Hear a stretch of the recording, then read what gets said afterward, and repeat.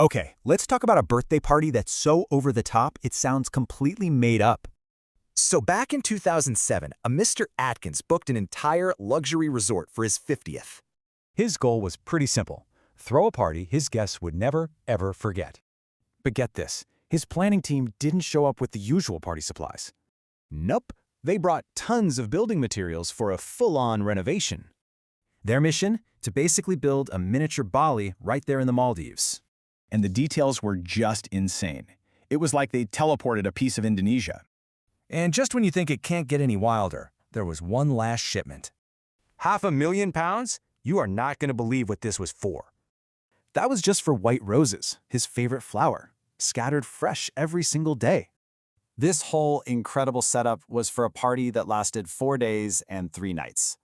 But here's the kicker. He kept the destination a total secret from his guests.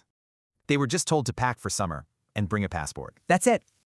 So can you imagine, guests were hit with 2 huge surprises the moment they landed. Now, every night was a themed party, but what about the entertainment? He flew in private performers. First up, the one and only Sir Elton John. Then, for the Bali-themed night, the iconic George Michael took the stage. For the final night's futuristic theme, superstar Ricky Martin performed. And, as if that wasn't enough, he was joined by the incredible Jennifer Lopez. The resort's manager was just blown away.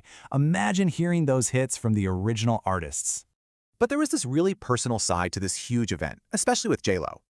He remembers how friendly and down-to-earth she was with all the staff. So cool.